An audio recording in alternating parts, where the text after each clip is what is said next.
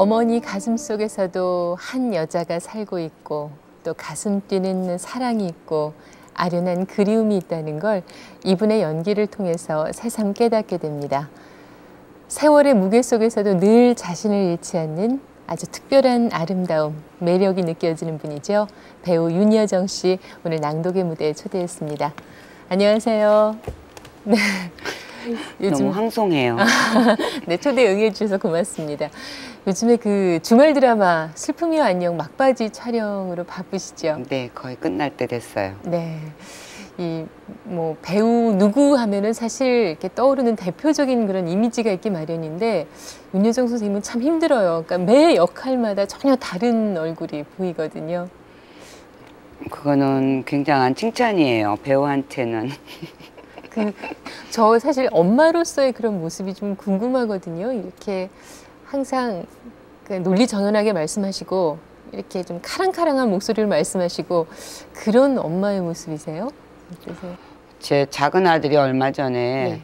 우스운 아들이에요. 좀 우스워요. 그러니까 내 말은 우스운 아들이라는 게 아니고 좀 웃겨요. 네. 근데 자기는 아이를 낳으면 막 때려서 키우겠대요. 그래서 내가 너무 깜짝 놀라서 왜 때려? 그랬더니 저 엄마처럼 막 때려서 키우고 그래서 내가 그것도 사람 많은 데서 그러니 내가 얼마나 창피해요. 내가 이렇게 때린 기억이 없는데서 내가 언제 널 때렸어? 그랬더니 아, 몹시 때리셨잖아요. 2번인가 3번.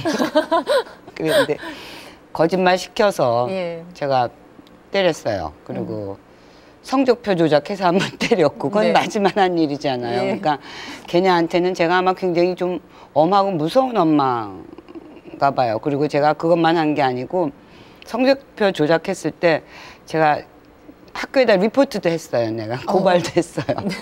같이 야단치자고. 그래서 걔는 굉장히 저를 무서운 엄마를 기억하고 큰아들은 전혀 그런 면이 없었어요. 그냥 모범생이었기 때문에 걔는 저를 별로 안 무서워해요. 그냥 친구같이 생각해요. 그러니까 제가 한 엄마인데도 두 아들한테 이렇게 전혀 다르게 보이잖아요. 그러니까 사람을 이런 사람이다 이렇게 말하는 거가 참 힘든 일인 것 같아요. 제 생각에는. 네. 선생님 그 연기 생활 하신 지 꽤 오래되셨죠? 한 39년 정도 되셨나요? 데뷔하신 지가 66년에 대학교 1학년 때 TBC 3기 탤런트로 들어갔어요. TBC 지금까 그게 옛날 KBS 2 전신이죠? 네. 그랬으니까 지금 2005년인가요? 2005년, 그러면 그렇게 되나 봐요. 근데 제가 공백기가 좀 많았어요. 다른 배우들보다. 제가 다른 데 가서 오래 산 적이 있어서 뭐 은퇴 그런 건 아니었고 제가 본의 아니게 못한 적이 있었죠. 그러니까 실제로 한 연도수는 거기서 한 13년을 빼면 그 26년 경력이니까 제가 언제나 위안을 좀 삼죠. 좀 못하더라도 경력이 좀 짧으니까. 선생님 그 대학교 때 국문학을 전공하셨어요. 그러니까 중퇴했어요. 그 많은 분들이 정말 가장 인상적으로 그 기억하는 연기 중에 하나가 어떠세요? 그 목욕탕집 남자들에서 막 시도 때도 없이 그 시를 읊어대는 너무나 귀여운 그 중년의 소녀 역할. 아니 사실 참 이렇게 작지만 크다, 강렬하다 그런 느낌을 갖고 계신 배우세요. 그래서 오늘 저에게 어떤 낭독을 들려주실지 참 기대가 되는데 참 묵직한 그런 책을 들고 나오셨어요. 어떤 걸 준비하셨나요? 제가 네. 생일 선물로 받은 이거는 제가 좋아하는, 개인적으로도 사람으로도 좋아하고 시인으로도 좋아하는 마종기 시인의 전집이에요. 이게 1972년, 그러니까 오래됐죠? 네. 제가 미국에서 살 때 처음 만났어요. 마 선생님을. 예. 시인인 줄 모르고 네. 의사로 예, 만났어요. 예. 네, 그래서 나중에는 제가 보니까 시인이시더라고요. 네. 그래서 제가 닥터지바고라고 늘 놀렸었죠. 예. 그리고 이 마 선생님 때문에 제가 시를 읽게 됐고 서로 너무 서로 좋아했기 때문에 마 선생님이 플로리다를 한번 오시고 저희가 오하이오를 가고 이렇게 매해 1년에 한두 번을 뵀죠. 근데 네. 그거는 미국서는 그때 그 시절엔 참 굉장한 일이에요. 왜냐하면 비행기 값을 들여서 그렇죠. 예, 이렇게 네. 고학생 시절에 거기를 방문하고 그러는 거가 네. 그랬고 편지를 또 자주 했어요. 마 선생님하고. 그러니까 와. 참 재밌는 시절이었죠. 참 구식 같은 거지만 두 분의 이제 친분이 있기에 아마 그 울림이 더 클 것 같은데 그럼 먼저 좀 부탁을 드리겠습니다. 제가 읽으려고 그러는 시는 네. 마종기 시인의 내 동생의 손이라는 시예요. 네. 그러니까 제가 마 선생님의 표현을 제대로 잘 할지 모르겠는데 제가 그럼 읽어볼게요. 네.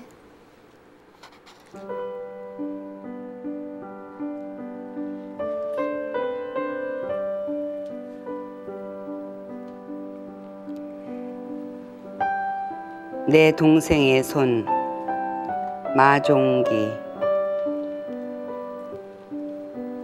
생시에도 부드럽게 정이 가던 손, 늙지 않은 나이에 자유롭게 되어 죽은 후에는 내 주머니 속에 넣고 다닌다.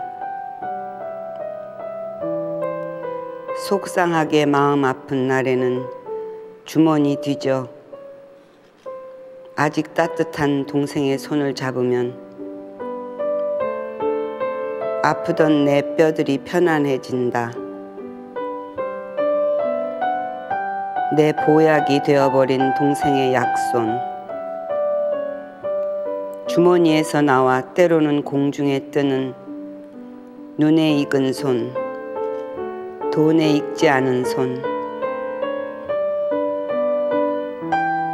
내 동생의 손이 젖어 우는 날에는 내가 두 손으로 잡고 달래주어야 생시처럼 울음을 그치는 눈물 많은 손. 내 동생이 땅과 하늘에 묻은 손. 내 동생이 땅과 하늘에 묻은 손.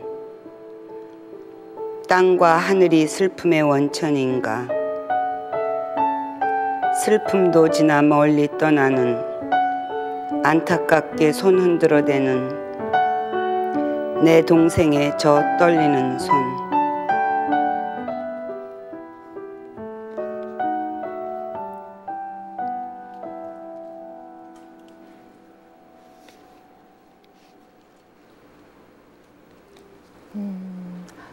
얼마 전 이 마종기 선생님 저희 낭독 무대에 나오셔서 정말 가슴 뜨거운 그런 무대 전해주고 가셨거든요.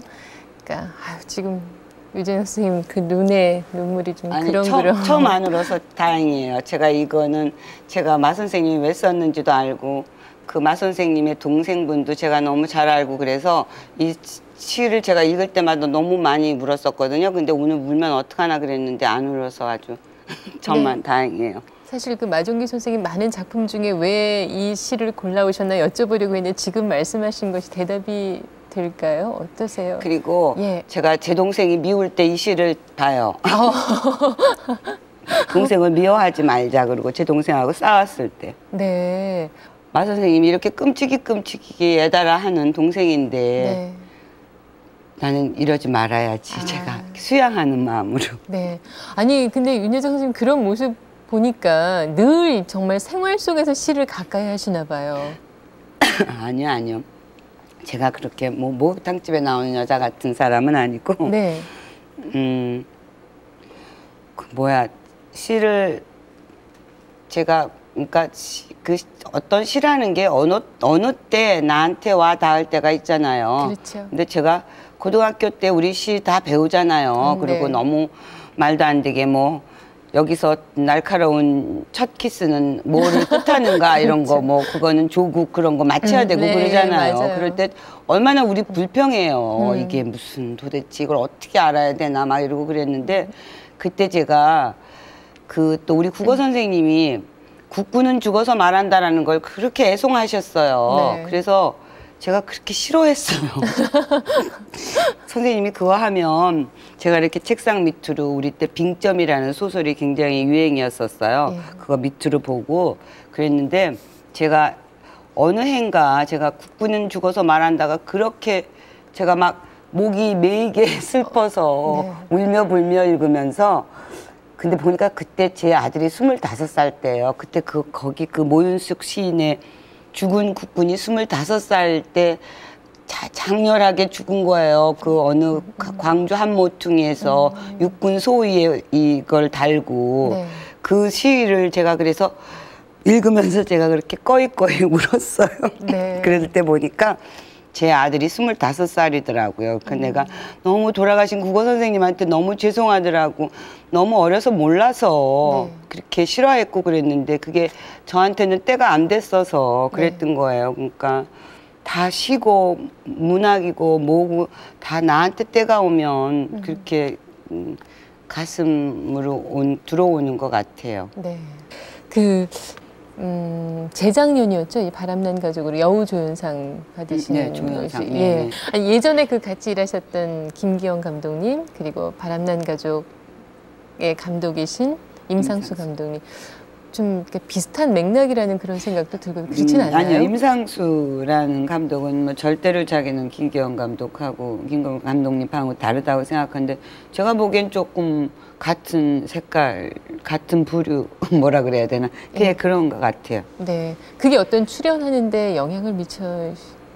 그렇지는 않았던 것 같아요. 제가 그 작업을 같이 하면서 발견했던 거지 네. 그 대본만 보고는 그냥 굉장히 과격하다 그것만 생각을 했고 네.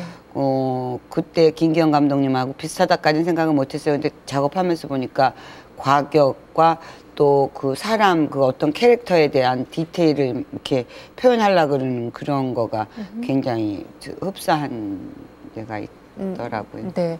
그래서 지금 일하시려면은 정말 젊은 감독들 그리고 아들 같고 딸 같은 그런 연기자들하고 함께 이제 호흡을 맞추셔야 되는데 어떠세요? 이렇게 좀 생경하고 좀 그러고 그래서 근데 뭐 어찌어찌 하다가 뭐 또 그냥 나이가 들면 또 잘 이렇게 또 막 안 한다고 그랬다 또 이렇게 또 어떻게 끌려 들어가고 그래요. 그래서 하게 됐는데 지금은 제가 참 잘했다고 생각했어요. 네. 안 그랬으면 제가 어렸을 때 떠나려고 그런 건 아니고 안 했던 영화계 우리 어렸을 때는 좀 모든 게 다 환경이 안 좋았죠.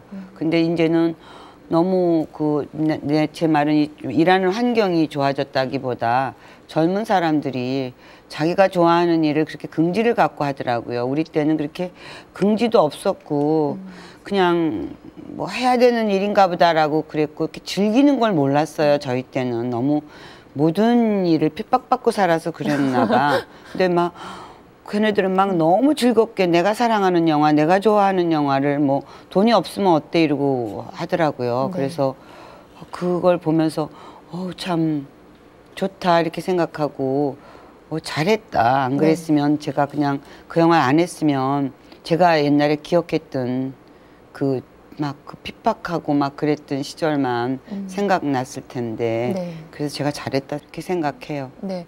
사실 뭐 지금 이제 한 해를 마감하는 이 시점쯤이면 시청자 여러분들께서도 참 만감이 교차하는 그런 시기가 아닐까 싶어요. 저희가 끝으로 낭독 한 편 더 청하고 싶은데요. 역시 마종기 선생님의 시를 준비하셨다고요? 제가 아는 시가 마종기 시밖에 없어서 네. 길이라는 시인데요. 네. 그것도 좀 쓸쓸하고 좀 씁쓸해요. 네. 우리 노년에 같이 인생을 같이 산 사람들 얘기라서. 네. 윤여정 선생님의 그 짙은 향이 함께 묻어날 것 같은데요. 저희가 낭독 잘 부탁드리고요. 그리고 항상 또 스크린에서 또 텔레비전 화면에서 새로운 연기자, 새로운 배우 윤여정 선생님의 모습 항상 기대하겠습니다. 오늘 이렇게 함께해 주셔서 고맙습니다. 길, 마종기. 높고 화려했던 등대는 착각이었을까? 가고 싶은 항구는 찬비에 젖어서 지고 아직 믿기지는 않지만 망망한 바다에도 길이 있다는구나. 같이 늙어가는 사람아, 들리냐? 바닷바람은 속살같이 부드럽고 잔 물살들 서로 만나 인사 나눌 때 물 안개에 덮인 집이 불을 낮추고 검푸른 바깥이 천천히 밝아왔다. 같이 저녁을 맞는 사람아, 들리냐?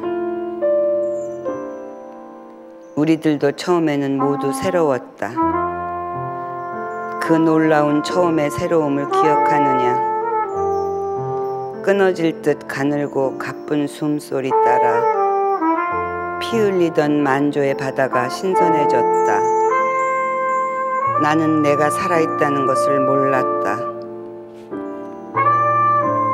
저기 누군가 귀를 기울이고 저기 누군가 귀를 세우고 듣는다. 멀리까지 마중 나온 바다의 문 열리고 이승을 건너서 집 없는 추위를 지나서 같은 길 걸어가는 사람아, 들리냐?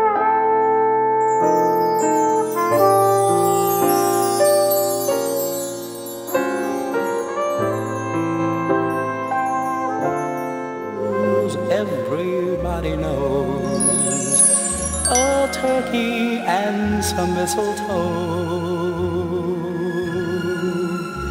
help to make the season bright.